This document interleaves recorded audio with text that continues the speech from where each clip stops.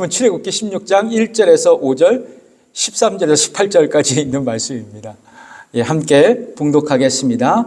이스라엘 자손의 온 회중이 엘림에서 떠나 엘림과 시내산 사이 신광야에 이르니 애굽에서 나온 후 제2월 15일이라.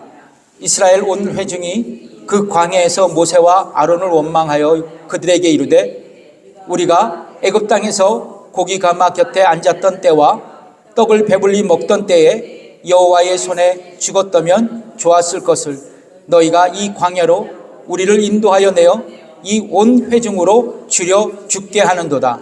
때에 여호와께서 모세에게 이르시되 보라, 내가 너희를 위하여 하늘에서 양식을 비같이 내리니 백성이 나가서 일용할 것을 날마다 거둘 것이라.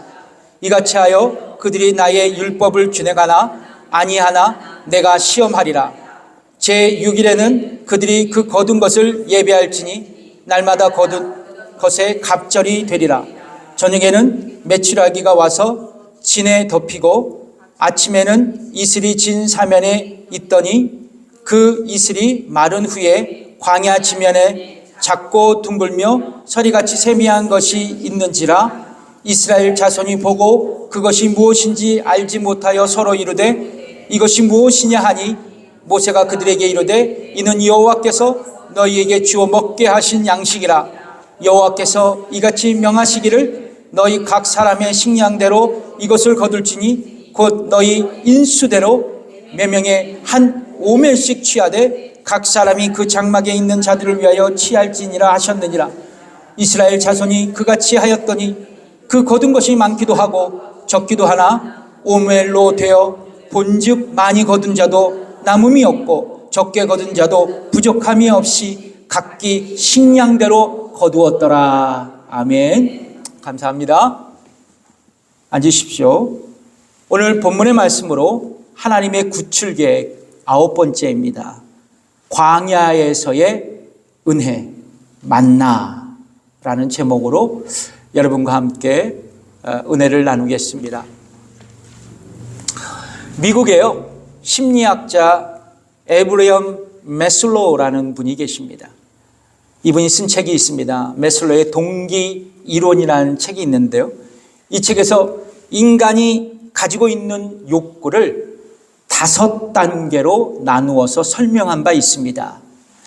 즉 인간에게는 이 5가지 단계의 욕구가 있는데요, 그 욕구를 단계별로 충족시켜서 인간에게 동기를 부여해야 한다는 그런 이론입니다. 그렇다면 왜 인간의 욕구를 충족시켜야 할까? 그러니까 예를 들면 기업이나 단체들이 자신들의 목표를 달성하기 위해서는 인간의 욕구를 충족시켜서 인간에게 목표를 달성할 수 있는 동기를 부여할 수 있기 때문입니다. 그래서 인간의 욕구를 충족시키는 것은 비즈니스 세계뿐만 아니라 우리의 일상에서 매우 중요한 일인 것입니다. 인간의 욕구 첫 번째 단계가 뭐냐면 생리적인 욕구가 있다는 것입니다. 그러니까 인간이 가지고 있는 욕구 중 가장 기본적인 욕구를 할 수 있습니다. 바로 의식주에 대한 욕구죠. 자, 두 번째 단계는 안전에 대한 욕구입니다.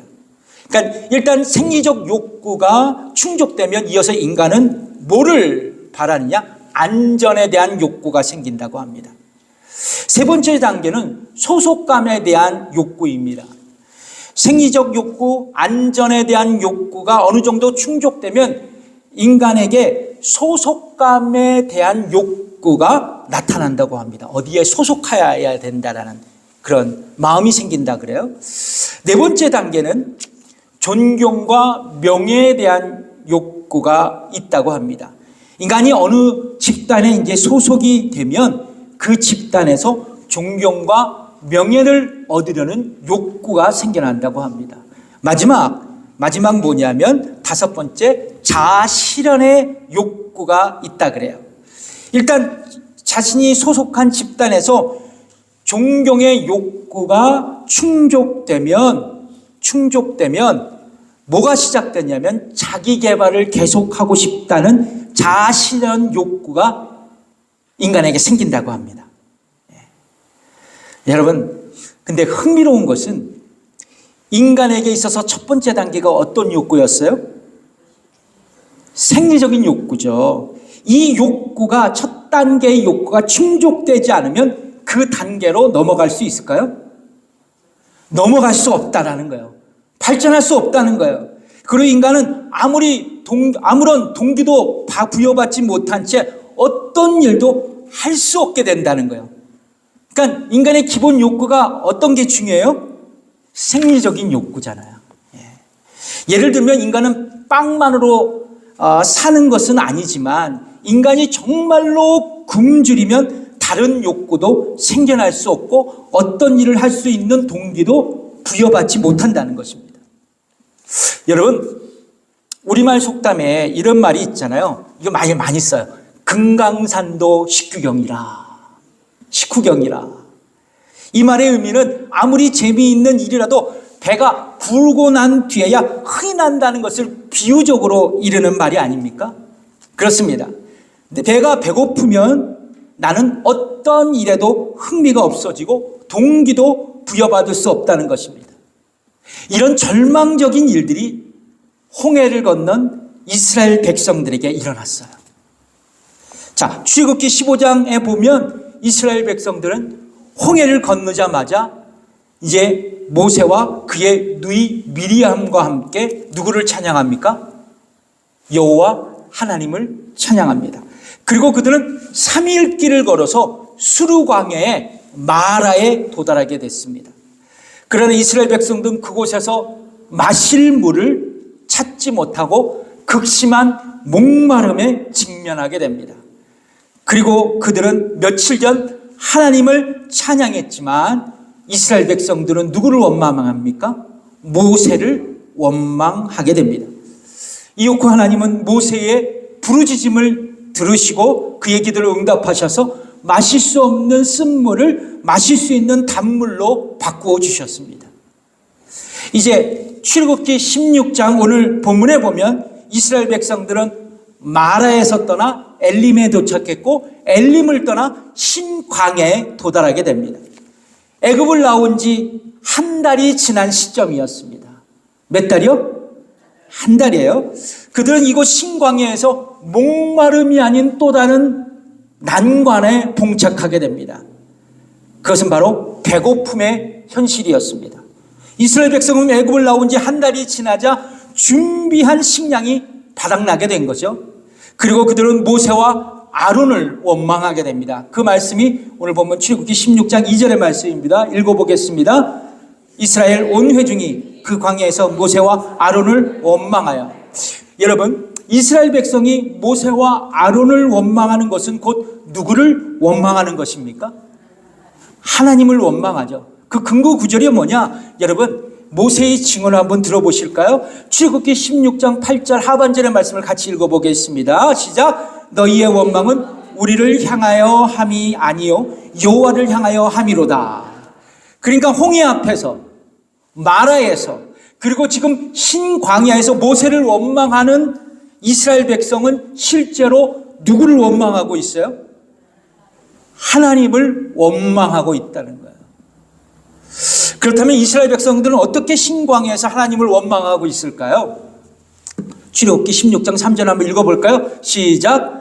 그들에게 이르되 우리가 애굽 땅에서 고기 가마 곁에 앉았던 때와 떡을 배불리 먹었던 때에 여호와의 손에 죽었다면 좋았을 것을 너희가 이 광야로 우리를 인도하여 내어 이 온 회중으로 줄여 죽게 하는도다. 그러니까 이스라엘 백성들은 마실 물도 그리고 먹을 식량도 없는 이 광야의 냉혹한 현실 앞에서 혹사당했던 애굽의 시절을 동경하며 지금보다 그때가 더 좋았더라.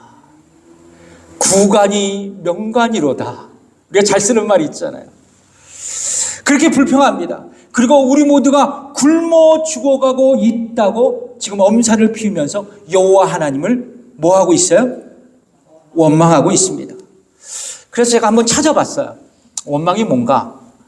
국어 사전을 한번 찾아봤습니다. 근데 딱 맞더라고요. 이 원망이란 단어의 정의는 뭐냐면 못마땅하게 여겨 탓하거나 불평을 가지고 미워하는 것. 그러니까 이스라엘 백성은 광야에서 먹을 것이 없다고 마실 것이 없다고 하나님을 못마땅해 여긴 거예요. 그리고 이 모든 고통의 현실이 하나님 때문이라고 그분을 탓하고 있는 겁니다. 이런 불평을 가지고 하나님을 지금 이스라엘 백성들은 째려보고 있는 거예요. 미워하고 있는 것입니다. 이것이 이스라엘 백성의 모습이었어요. 그런데 여러분, 이스라엘 백성의 모습이 곧 우리의 모습이기도 합니다. 여러분 동의하십니까? 예, 우리의 모습이에요. 성도 여러분, 우리는 어떤 어려움의 현실에 직면하면 우리는 쉽게 나의 남편, 나의 아내, 나의 자식, 나의 친구, 이웃을 원망해요. 근데 거기다가 하나님까지 원망을 합니다. 여러분 동의하십니까? 안 한 분 계세요? 했던 분 다 손들어. 네, 이실직고요. 저도 했어요. 그럼 원망 다 했습니다. 원망 다 했어요. 이스라엘 백성의 문제가 아니라 우리의 문제라는 거예요. 그렇다면 여러분, 과거 이스라엘 백성 그리고 현재 우리는 왜 하나님을 원망할까요? 왜 원망하죠? 왜 이스라엘 백성이 원망했어요? 왜 우리가 지금 원망하고 있습니까? 여러분, 딱 한 가지더라고요. 과거에 베풀어 주신 하나님의 은혜를 내가 망각했기 때문이에요. 여러 가지의 원인이 있을 수 있겠지만 이게 가장 커요. 여러분, 얼마 전 이스라엘 백성들은 홍해로 가는 광야의 길에서 뭐를 봤어요? 낮에는 구름기둥, 밤에는 불기둥을 봤어요. 구름기둥과 불기둥의 인도를 받았습니다. 지금도 여전히 그들의 진중에는 구름기둥과 불기둥이 머물러 있어요. 그리고 홍해에서 하나님의 구원을 체험했습니다. 마라에서 쓴물이 단물로 변하는 기적을 목격했어요. 그리고 그들은 엘림에서 광야의 고달픈 생활을 위로받고 그곳에서 안식을 가졌습니다. 이 모든 것이 하나님의 은혜이고 그분의 인도하심이었어요. 자, 그런데 이스라엘 백성들은 한 달이 지나지도 않은 이 시점에 그 어마어마한 은혜를 망각했다는 거예요. 잊어버렸다는 것입니다. 받았고 살았을 때에는 하나님을 찬양했지만 그 찬양의 기억이 채 한 달도 가지 않았다는 거예요. 만약 이스라엘 백성들이 하나님의 은혜를 기억했다면 결코 하나님을 원망하지 않았을 거예요. 그러면 여러분, 우리에게 어려움이 다가오고 난간에 처해 있을 때 우리는 뭐를 생각해야 된다? 과거에 나에게 베풀어 주신 하나님의 은혜를 기억해야 한다. 근데 한 걸음 더 나아가서 하나님께서 과거에 나에게 은혜를 주셔서 역경을 이겨내신 것 같이 현재에도 미래에도 동일하게 나를 하나님께서 인도해 주실 것을 신뢰하며 하나님을 믿음으로 붙들 수 있어야 한다는 것입니다. 그러면 여러분, 우리가 고난에 처해 있을 때 원망을 극복할 수 있는 비결은 뭐냐? 과거에 주셨던 하나님의 은혜를 기억하고 현재와 미래에도 하나님은 나를 여전히 당신의 은혜로 신실하게 인도하실 것을 믿음으로 확신할 수 있어야 된다는 것이에요. 이런 지혜가 우리에게 있어야 합니다. 이런 지혜가 우리에게 있어야 돼요. 만약 우리가 이런 지혜 없이 미련한 자로 살아간다면 우리는 하나님을 원망할 수밖에 없어요. 그래서 여러분, 잠언 기자는 우리에게 이런 지혜를 선포합니다. 전 이 말씀을 찾고 얼마나 깜짝 놀랐는지 몰라요. 지혜로운 자가 되자. 지혜로운 자가 되자. 잠언서 19장 3절의 말씀입니다. 읽어보겠습니다. 시작. 사람이 미련함으로 자기 길을 굽게 하고 마음으로 여호와를 원망하는지라. 미련한 자는 뭐를 한다고요? 여호와를 원망한대요. 그러니까 우리가 뭐예요? 지혜로운 자가 돼서 과거와 현재와 미래 나의 하나님을 생각하고 그분의 은혜를 감사하고 기억할 수 있는 지혜로운 자가 되어야 된다는 거예요. 몇 분과 인사하겠습니다. 우리 모두 지혜롭게 살아갑시다. 우리 모두 지혜롭게 살아갑시다. 다시 한번. 그래서 여러분, 제가 늘 말씀드리는 게요, 생각하는 그리스도인이 되자.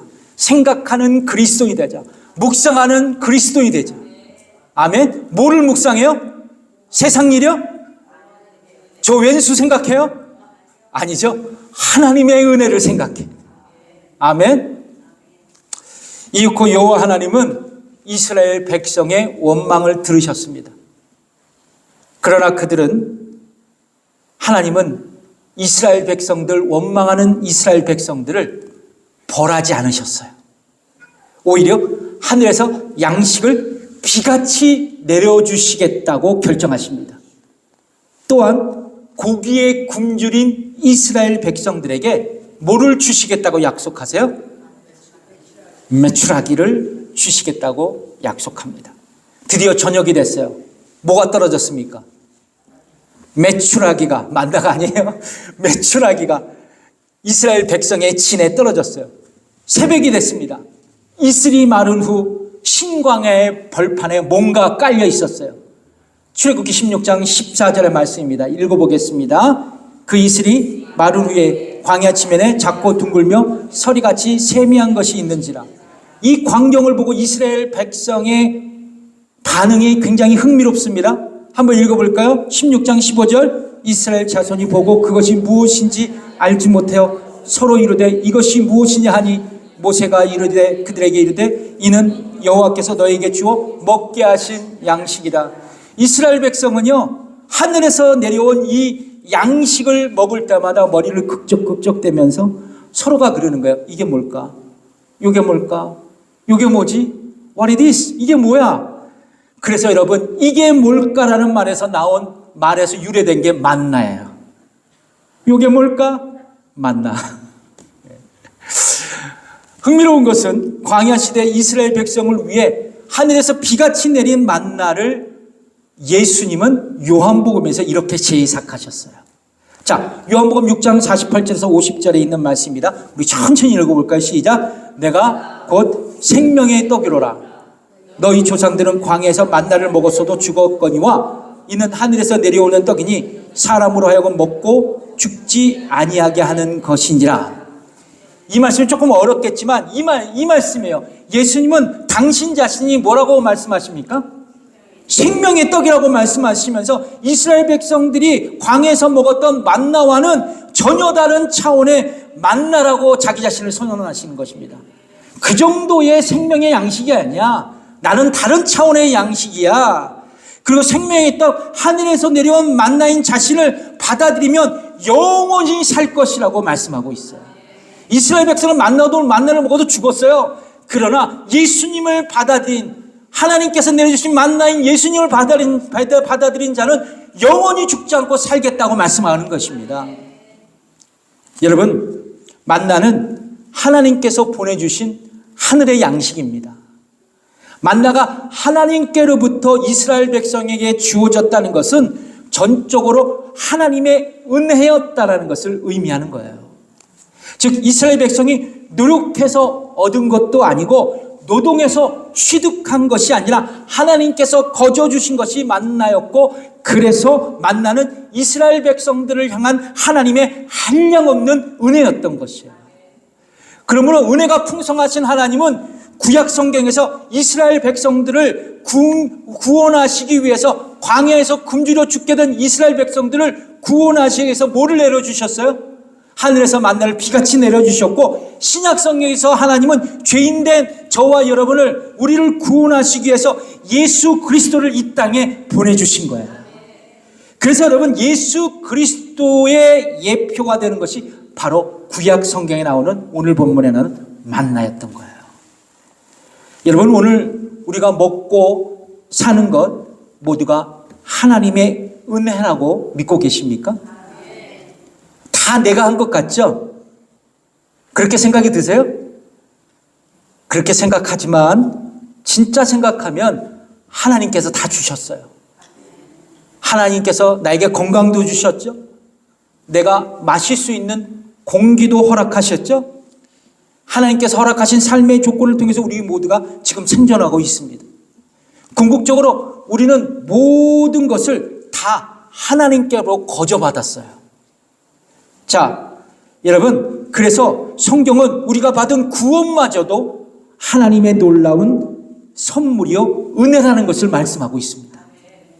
자, 에베소서 그 유명한 말씀 2장 8절의 말씀을 천천히 읽어볼게요. 시작. 너희는 그 은혜에 의하여 믿음으로 말미암아 구원을 받았으니 이것이 너희에게서 난 것이 아니요 하나님의 선물이라 말씀하고 있습니다. 구원은 하나님의 선물이다.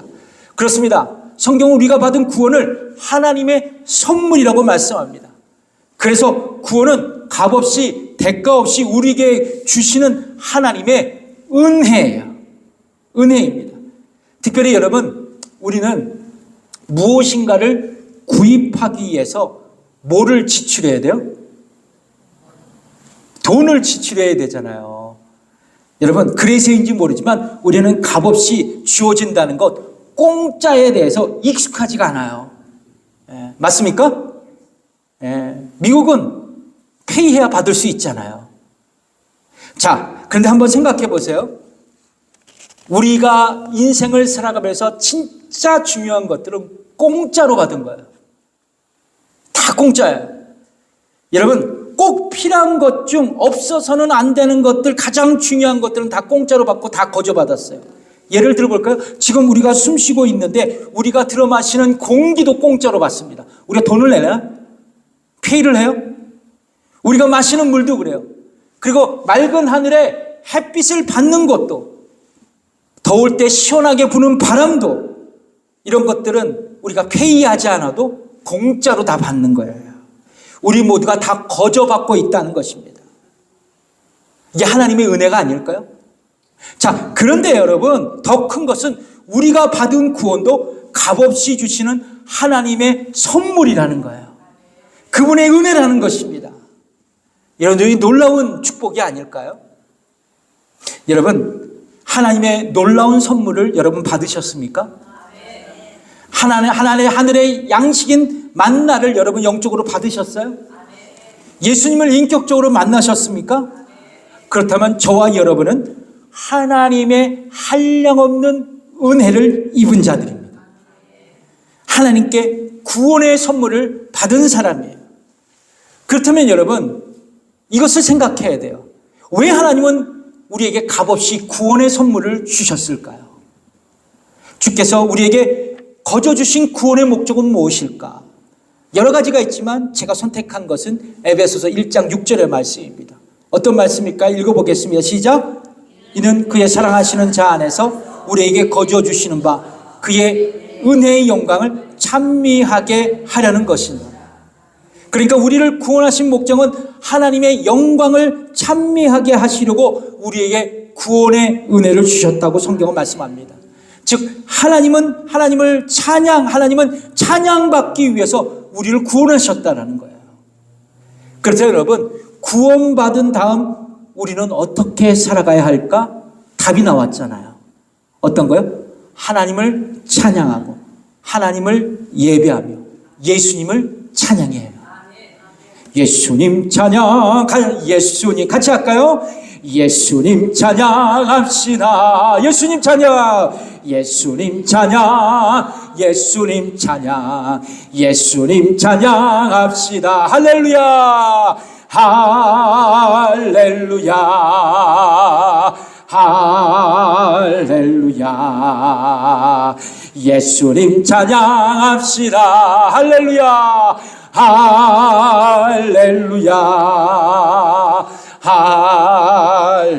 할렐루야. 예수님 찬양합시다. 죽을 때까지 예수님 찬양하다 가야 돼요. 제가 과거에 사역했던 교회에서 장례 예배를 많이 인도했거든요. 참 수없이 했어요. 근데 제가 제일 힘들었던 장례 예배는요, 젊은 사람들이 이 세상을 떠나는 그 장례 예배를 집전하는 것이 굉장히 힘들었습니다. 한 형제가 있었어요. 골수암 판정을 받았어요. 1차 골수 이식은 이식이 제대로 되지 않아서 2차 골수 이식을 기다리고 있었습니다. 투병하고 있었는데 예수님을 믿지 않았어요. 그래서 우리 전에 섬겼던 교회의 소그룹 전도 팀들이 가서 전도해서 그분이 복음을 듣고 예수님을 영접했습니다. 그리고 교회에 가고 싶은 열망이 막 일어나는 거예요. 막 형제가 몸이 아파도 예배를 드리고 싶다고. 그래서 그 형제 집을 방문했어요. 함께 예배를 드리면서 다시 제가 복음을 전했습니다. 하나님께서 형제님을 사랑하십니다. 이것이 믿어지시나요? 믿어진대요. 그러니까 저는 성령님께서 이 형제의 마음을 이미 만져놓고 계시더라고요.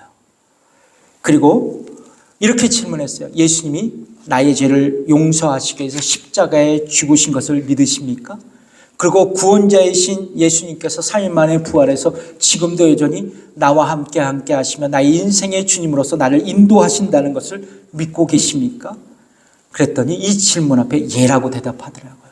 마지막, 만약 당신이 오늘 밤 이 세상을 떠나실지라도 천국문 앞에 갈 수 있다고 믿으십니까? 천국에 들어갈 수 있다고 확신하세요? 그랬더니 예, 어떻게 확신하십니까? 예수님을 믿기 때문입니다. 이제 복음을 정확하게 듣고 답을 하더라고요. 그리고 제가 그 자리에서 그 형제의 신앙 고백을 듣고 병상 침례를 줬습니다.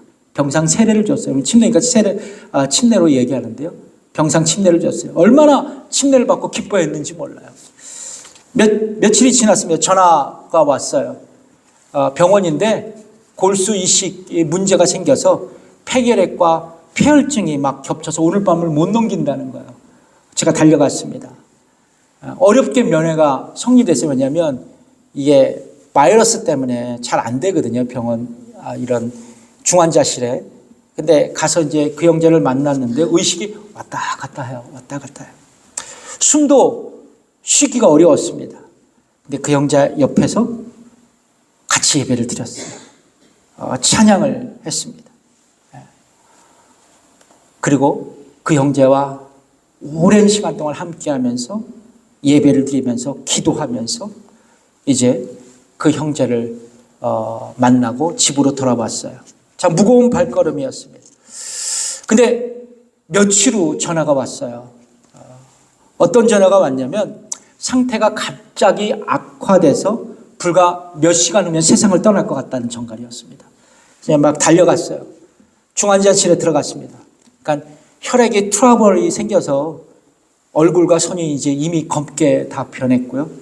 혈소판이 다 떨어져 갖고 계속해서 피가 멈추지 않은 거예요. 눈에서도 입에서도 피가 막 흘러나와요. 저는 그 형제가 그토록 열망했던 예배를 중환자실에서 그 형제와 함께 예배를 드렸어요. 눈물을 막 흘리더라고요. 그 마지막 천국 설교, 임종 설교를 그 형제 살아있을 동안 했어요. 그리고 이 찬양을 불렀습니다. 내 영혼이 은총 입어 중한 채짐 벗고 보리 슬픔 많은 이 세상도 천국으로 화도다. 할렐루야 찬양하세. 내 모든 죄 사함받고 주 예수와 동행하니 그 어디나 하늘나라. 몇 번이고 간절하게 이 찬양을 부르는데요. 그 형제가 그 찬양을 듣고 심정지가 되었어요. 그 순간 예수님은 십자가를 품고 마지막 호흡을 몰아쉬는 형제의 영혼을 거두어 가시더라고요. 비록 그의 몸이 피로 만신창이가 되었지만 예배를 드리며 인생의 마지막 순간까지 하나님을 찬양하면서 그 형제는 천국으로 떠났고 가족들은 그를 천국으로 환송하게 됐어요. 이제 그 친구가 죽고 난 다음에 저는 그 친구를 응급차에 싣고 장례식 영안실로 갔어요. 그 친구 시신의 손을 붙들었습니다. 같이 갔어요. 그러면서 그 친구 시신 앞에서 두 가지를 생각했습니다. 하나는 뭐냐면 짧은 인생살이 사람 미워하지 말고 사랑하며 살자. 이거 하나 생각했고, 또 하나는 뭐냐면 내가 하나님께 구원받았으니 이 형제처럼 마지막 순간까지 하나님 찬양하고 예배하며 살아가자. 저의 결단이고 생각이었어요. 여러분, 저와 여러분은 아무 공로 없이 하나님의 은혜로 구원받았어요. 선물로 구원을 받았습니다. 하나님의 자녀가 되었어요. 그렇다면 이 구원과 이 감사와 감격을 갖고 죽기까지 하나님을 예배했으면 좋겠습니다. 여러분, 이 예배의 축복이 저와 여러분의 축복이 되었으면 좋겠어요. 기도하겠습니다.